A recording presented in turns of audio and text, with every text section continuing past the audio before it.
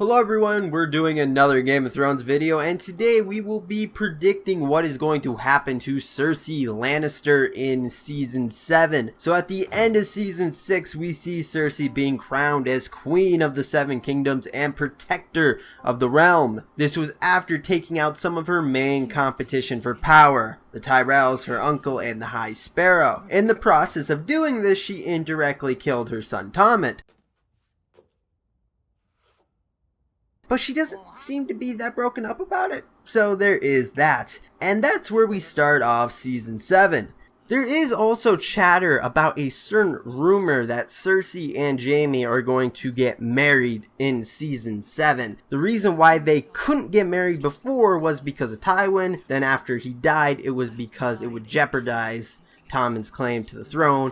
Or at least that's what Cersei's excuse was to Jaime. This is more of a big thing in the books compared to the TV show, but now since Tommen and Marjorie are dead, and Cersei is the only one left, she can do what she wants, and the queen needs heirs, and it would look awfully suspicious if she got pregnant without being married, and there's no way she's going to marry anyone else. So why not?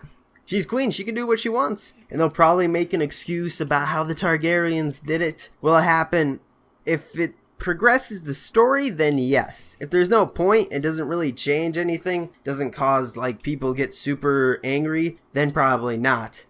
Or they might just do it just to make it weirder than it already is, then yes. Now we do have some clues from the trailer that dropped that Cersei has enemies from enemies to the east,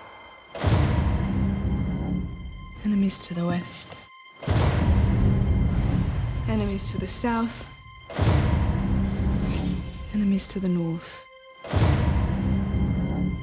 Whatever stands in our way, we will defeat it. This is really bad for her because she has a lot of enemies and no allies from the other great houses. Her and Jaime are going to have to deal with the Starks, the Targaryens, the Tyrells, the Dornish, and the Greyjoys alone. Luckily for her, however, they are the most powerful house in Westeros. They have a lot of soldiers and a lot of men. I'm also pretty sure they control the Stormlands, due to the fact all the other true-born Baratheons are dead, so you could add that to their power as well. Unless the Tyrells control it, then you can minus it. They really never discuss who controls it, but I'm pretty sure it's the Lannisters. What we also see in the trailer was a Dothraki horde charging a Lannister host. This is probably going to be the big battle that we get in Season 7. Personally, I thought Cersei would stay in King's Landing and build her strength and prepare for a siege, because no sane person would meet a Dothraki horde and dragons in open field combat. Robert says as much in Season 1. Let's say Viserys Targaryen lands with 40,000 Dothraki screamers at his back. We hole up in our castles. Wise move. Only a fool would meet the Dothraki in an open field. They leave us in our castles. They go from town to town, looting and burning, killing every man who can't hide behind a stone wall, stealing all our crops and livestock, enslaving all our women and children. How long do the people of the Seven Kingdoms stand behind their absentee king? Their cowardly king hiding behind high walls? When did the people decide that Viserys Targaryen is the rightful monarch after all? We still outnumber them. She also ignores history by doing this. During Aegon's conquest, he was outnumbered as well, except he had dragons, and he burned his enemies alive on the field of fire. So why does Cersei ignore all of this?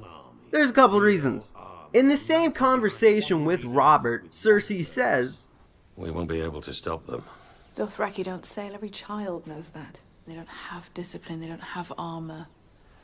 They don't have siege weapons. It's a neat little trick you do. You move your lips and your father's voice comes out. She has no respect for what the Dothraki are. She thinks they're unarmored, undisciplined savages. So that could be why she would send a large host to meet them, because she's ignorant. plain and simple. But I also think it's about her thinking she's the next Tywin. Robert even mentions how they think alike in that scene. In the books, after Tywin dies, she constantly mentions she is the heir Tywin wanted. Not Jaime, not Tyrion, but her.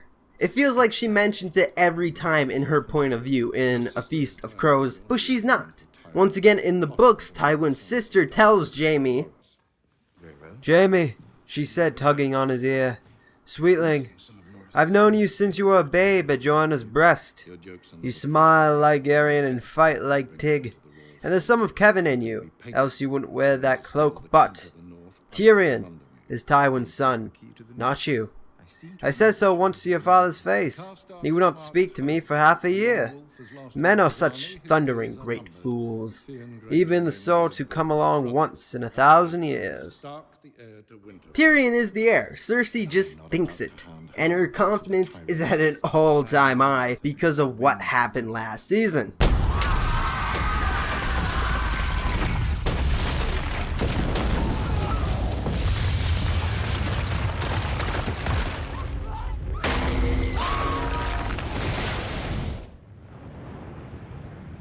It's this and the fact her army is larger than theirs.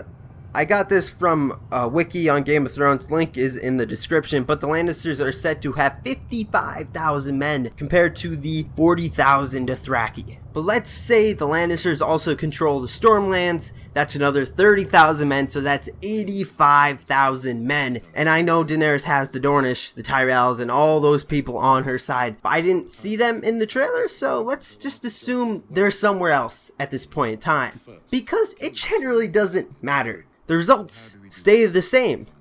The fact of the matter is that Daenerys has dragons, and Cersei does not.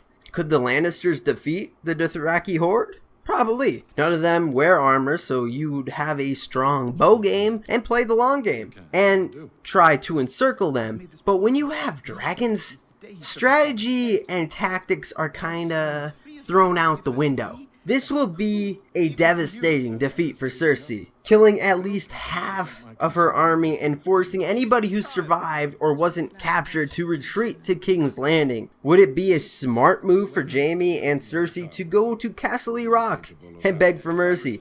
Yes, but will Cersei do that? No. Cause as Tywin says, it's not too late for King Joffrey and Cersei and the court to ride west to safety. Surrender the Iron Throne. Better than seeing their heads mounted on the city gates. Stannis will execute them all. No, a king who runs will not be king for long. He's a Lannister. He'll stand and fight. So she will stay in King's Landing to stay a queen. And from the ashes of the defeat from the Targaryens, a theory becomes reality, and Cersei will be dubbed the Mad Queen, facing the same prospect the Mad King had all those years ago when enemies were at his gates. Also in trailer 2, we see a large fleet surround King's Landing. This could mean two things. One thing it could mean is that Daenerys is fighting the Lannisters on multiple fronts. Another thing it could mean is this could be after the Dothraki battle and Daenerys is looking for the kill shot. I think it's much more likely it is the second one due to the fact no one is meeting them to fight. They are literally sailing right towards them without any obstacles or obstructions in their way. You could say Cersei's going to do the wildfire thing like Tyrion did in season 2, but I would think Tyrion would have informed everybody about that.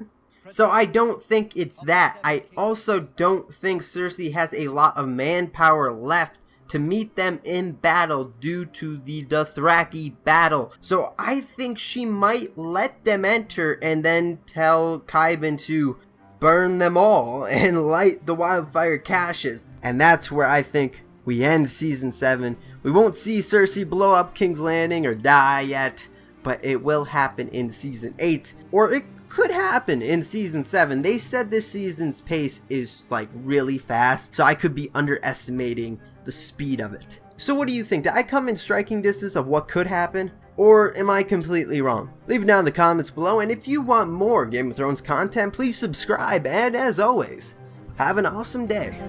Long may she reign. Proclamation.